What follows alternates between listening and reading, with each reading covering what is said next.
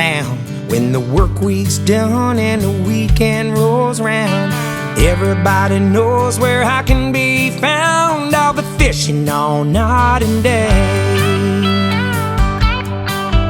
strapping from the shore, fluking in the bay. If there's ice in the cooler, I'm A-okay. Gas up the boat and I'll be... Hello everyone, and thank you once again for tuning in to Fisherman Island. Today is going to be about a how-to video, and it's about a rig that I say is definitely a must-have rig in anybody's surf fishing bag. Now, I'm not talking about the regulars who go out there and, you know, the real surf rats that are out there fishing every night and day with their lures. This is more for the guy that's going out with the family, want to get the kids out, want to catch something. And it's good to have this rig in a bag because there might be times where the fish aren't biting the plugs, or maybe it's not the species you want, or the bass aren't on the beach. So there's plenty of bait, though, to be had on the beach, whether it be digging up some clams, finding some worms, and of course there's always the sand fleas, one of my favorites. The rig I'm about to show you how to make is good for multiple species of fishes, including striped bass, fluke will hit this rig, kingfish especially, a great fish and a great tasty fish that we have now on the beach, the northern kingfish, not to be mistaken with the kingfish down in Florida, the king mackerel. Basically, I'm going to try to tie this rig, how to use it. We're going to talk about the rig, the proper weights to use with it, and we're going to go from there. So right now, this is the rig basically completed in my hand, as you can see. Okay, and when I started with this is basically a simple piece of hard mono, which is leader material, and a couple, I think these are 1/0 hooks. These are bait holders. For this rig, I would be using Clam. That's why I use the bait holders, so to keep the Clam on the rigs a little better. You can see there's two of them. And then we have these little attractant floats, a little buoyancy you'll give to the rig itself, and also some attractant in the surf. And then, of course, to a swivel, which you would tie to your main line. So without further ado, let me get to making this rig, and we'll show you how it's done. Okay, so to start this rig, as you heard me say in the opening of the video, we're going to use a hard piece of mono. Hard piece of mono is basically leader material, and I'm sure Pink Andy is another pretty hardened mono versus the softer monos. So this is a 4-foot section. They come pre-cut in 4-foot section, these leader materials. Well, I don't know anymore. Back in the day, they used to come in these cardboard tubes, and it'd be like a few thousand pieces of this hardened leader material. So to start the rig, we're basically going to put a swivel on one end, and then one of these sink holders on the other. I don't know if you can see that right there. So that's something that you would attach your sinker to.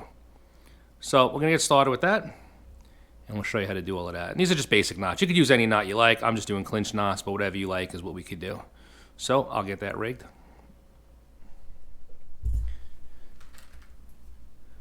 So now we'll attach our weight holder right here, simple clips. You can get any size of these, and there's also multiple manufacturers that make these. So we'll just do a simple clinch knot on here. You know, when you tied it, put your line through, you're going to come around you 5 or 6 times. Okay, back through the hole. You want to hold that when you go down. You also want to moisten your line all the time. So you could use saliva, water, whatever you have. Okay, and then you're going to pull down and cinch it up. Okay, I always like to push down a little bit, really get it nice and tight and get it down there. What you also want to do is always tighten up on your tag ends. It's very important to do that. Grab a hold of your tag, pull down on a little, and then trim it off. So that's your first part, it will be right there. Okay. On the other end of this 4-foot hard mono, we're going to put our swivel. These are a little overkill. These are 130 Spros. You really don't need one this big. But this is what I have, so this is what we'll use. But even a 75 would be perfect. These are, like I said, a little overkill for this rig. And we're going to pop that on the other end of the rig. Again, through the hole, or the eye of the swivel, come back. Wrap it around you 5 or 6 times.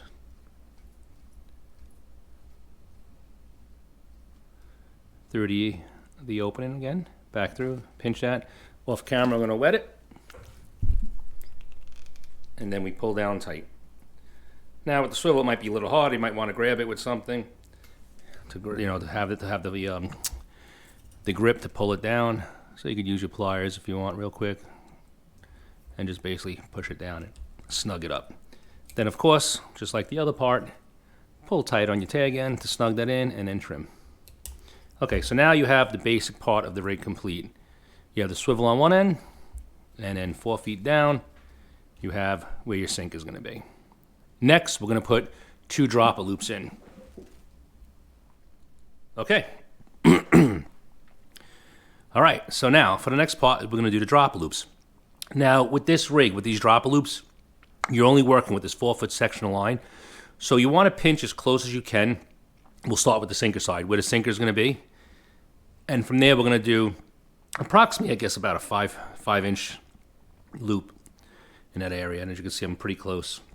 Yeah, we'll go a little bit bigger than that. So about like that, probably like a 5-inch section, not a 5 foot. And then from there, we start doing our loops, our twists. 1, 2, 3, 4, and 5. Okay. Now with this loop, we pull the other end in. As you can see, I'm still holding everything here. Slip that through. And I have a whole video on how to do these loops. If you're not following this one, I have a lot of drop loop videos on my page where you could see.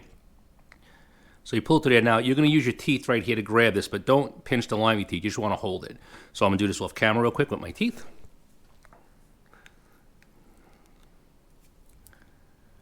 Okay, again, moisten any knot. Okay, so it's going to look something like that, as you can see that. And then come tight on the whole thing. And you can see that just snug together. Okay, and that will be your first loop on that. Next, you're going to come up to the opposite side to where the swivel will be. And this will connect to your braid or your mono, whatever you have, to your fishing rod. And we're going to go from here. Again, I'm going to hold it pretty close to the swivel. Put my 5-inch loop in the line. And then start wrapping. Again, it was 5 wraps. You could do 6. Off camera again, pull it through the loop. And then, as you can see from there, wet it. And then cinch down. Okay, so now we have both our dropper loops in. As you can see, there's one. Come down a little bit. There's your second. And then there's your sinker holder. All right, now we'll show you what we're going to do next. And this is the reason why we use the hard mono, why it's important to use this firmer line. And I'll show you why. All right, so in this part, we were talking about the hard mono and the importance of it. With these loops right here, we're going to cut one part of the loop and have a single strand come out, kind of like what this rig looks like, as you can see. So that originally was a loop, but we cut out the loop to make a thing for the hook. So, from here, we're going to pick one section. I'm not sure if we usually do the top or the bottom. I'll usually cut the bottom one. Let me know in the comments what side you think you should cut. But I always usually cut the bottom one right there. Come in, snip that. Again, it's not as tight. You leave a little bit of a tag end in there so you can see that. Okay, that's tight. That's not going anywhere. And again, you do the same thing on the top portion of the rig. Find out which one's top or bottom. And then just snip it. You can push it back, so make sure you don't cut the other part of the line. And come in there and cut. Okay, and the same thing, leave a little part of the tag in there so that knot still stays in place. And you can see how rigid this line is. This is the hard mono. Okay. From there, you're going to grab one of your floats, if whatever you choose. I happen to like these colors, they're nice and bright in the surf. And you can pull 2 of them out. Or if you want to put 3 or 4, whatever, as many you want to do. It's up to you how you want to make these rigs. These are the way I make them. And you're going to slide it on. Okay. So basically it's going to look something like that. And now for hook choice, if you're using the clams and stuff, you can use a bait holder, such as these Gamakatsus. These are the bait holder hooks. Or if you're using Sand Fleas, you might want to go with this hook right here. This is a plain octopus style hook. All right, whatever you want to choose, it's up to you guys. And with those hooks too, you have also the FishBites, which work really good on the hooks as well. So that you can use either hook. You could use the bait holder, or you could, if you choose, you could always go with the octopus one as well. For the FishBites, just cut a little piece off. And I don't know what's in this stuff, but it works really great in the surf too, especially with catching the kingfish and fluke. It works excellent. All right, so now we're going to choose our hook, and we're going to tie our hooks on. For this one, I guess we'll just go with the size 1/0 octopus hooks. So there's basically my 1/0 octopus. As you can see, it's very small. Perfect for the kingfish, fluke. You know, stripers, it's a little bit on the small side, but the ones you usually catch in the surf are not that big anyway. And you could either snell it, or what I'm going to do is just basically do a simple knot on it. Same thing as you do with the other stuff, a simple clinch knot. You're going to put it through the eye of the hook. Bring it up a little. Be careful, these hooks are very sharp too. Once you got it through, you're going to do your wraps. And then through the loop, just like we did in the other part of the rig. Okay, come there, come back through the loop. Sometimes you might want to just pinch that tag end a little. Okay, get it tight. You're going to bring it off camera to wet it. Back. And I'm just going to grab my ply to help me with these hooks. And snug tight. Sometimes you might need a little assistance. You can pull tight on it to make sure it gets really snug on there. And again, always pull your tag ends tight and then snip. All right. And then you can just have your little floats come down to your hook. And that's basically what it's going to look like. Like that. And of course, we'll do the same on the other side. It'll be the same thing, which have the float on. Once the float's on, go into the hook, put it through the eye of the hook, wrap your 5 or 6 times, and then go from there.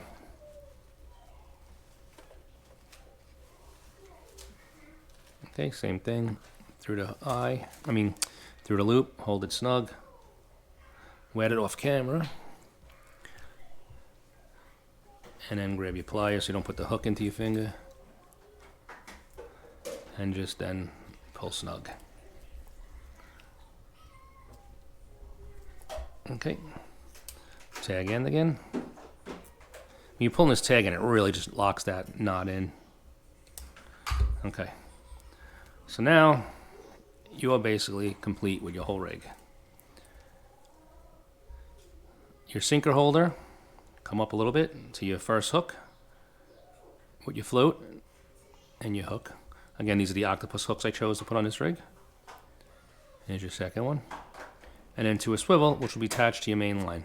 Now, when fishing the beach, you want to really use pyramid-style sinkers. Reason for this, they act kind of like a little anchor where they're in the sand, and the corners here will like lock in. You know, as it's pulling, it's going to dig into that sand and help you out a little versus the regular bank sinkers, which are round, and they'll just be dragged all over the place with the current and stuff. Also, with this type of rig, you don't need to cast too far.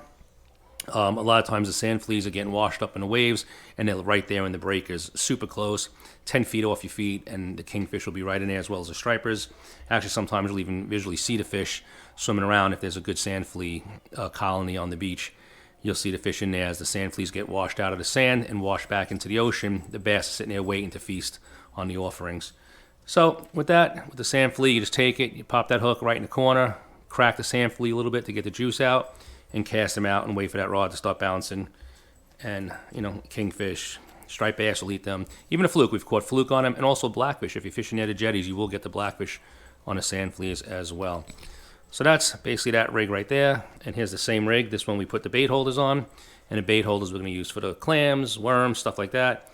And the bait holders have these little barbs right here, and that will hold the bait in place a little bit better to help you out, especially when you're casting. All right, I'm going to show you another rig. All right, as I told you, I was going to talk about another rig, and this is a very simple rig and will help you make everything a lot easier. There's basically no tie-in, and a lot of people frown upon this rig. It's just a piece of stainless steel with 2 twisted pieces of metals with little arms to them, as you could see. These rigs happen to work really good in the surf. I've used them myself and caught plenty of fish on them. As you can see, this is a used rig right here that I used last year for the kingfish. Definitely wouldn't recommend them on a boat, although I do see people use them on the boats. There's just too much to get snagged into wrecks and stuff if you're, bottom fishing for porgies and sea bass. But anyway, with that being said, this is a great rig to have in your boat, especially on your surf bag, especially with kids and stuff. Very easy to do. They have little loops. You could either tie a hook on it directly, or as you can see what I did here, I tied these rigs with 20-pound mono and small little bait holder hooks. And then with the loops itself, you just do a loop through. You put the loop through the hook, through the eye, and then take the hook and run it through, and you can see it'll hold that way. Just like you would with a loop on fishing line. Same basic thing. Again, here's the other hook. These don't have any of the floats on them, so you could always take these off and put a float on it as well, and have that same rig for a little added color, a little buoyancy to that bait. But it's another rig that's easy to hold, have to use. Keep these in your bag. They cost pennies. I don't know what these things cost. I don't know, maybe 50 cents. They're not a lot of money, but they're great to have in a bag as well. And this type of fishing, like I said, it's great for the kids. A lot of fun. There's plenty of small fish to be caught, and a lot of good eating fish too. If you haven't tried the Kingfish off the beach, the Northern Kingfish are excellent table fare. You would definitely like them. And as we had mentioned too, you could always have these in your bag. How you go with bait. These things don't go bad. They're fine. You can use these. Just cut little pieces, place them on a hook, cast them out, or get yourself a clam rake. You could dig for the Sand Fleas and get all the bait you want.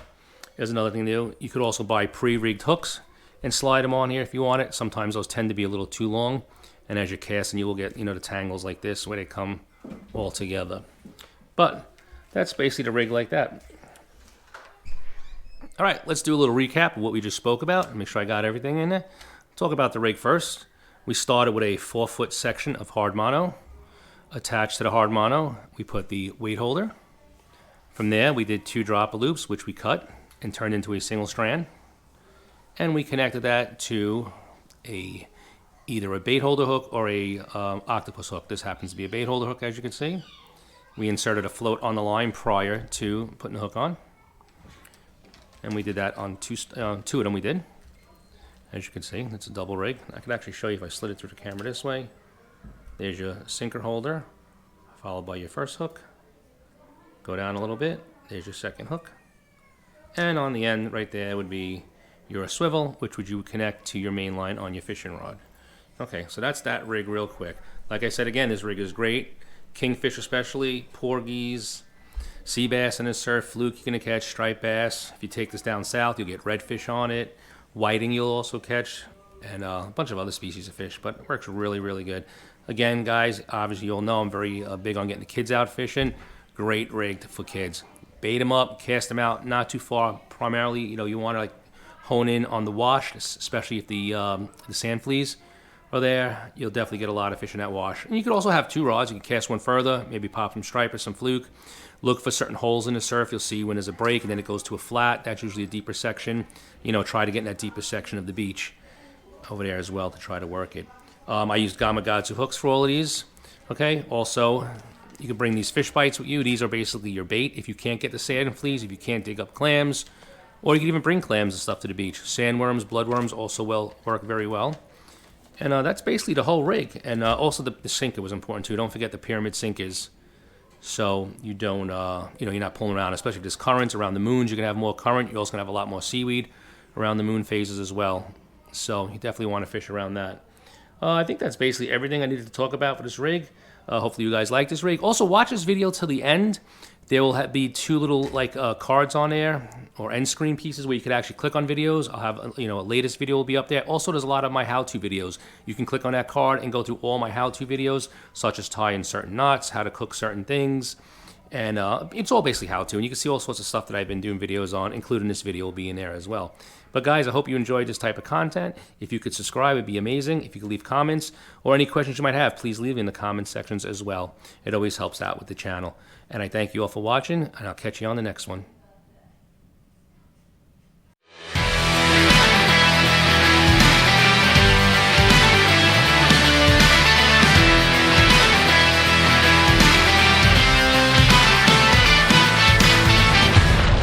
Watch out, watch out!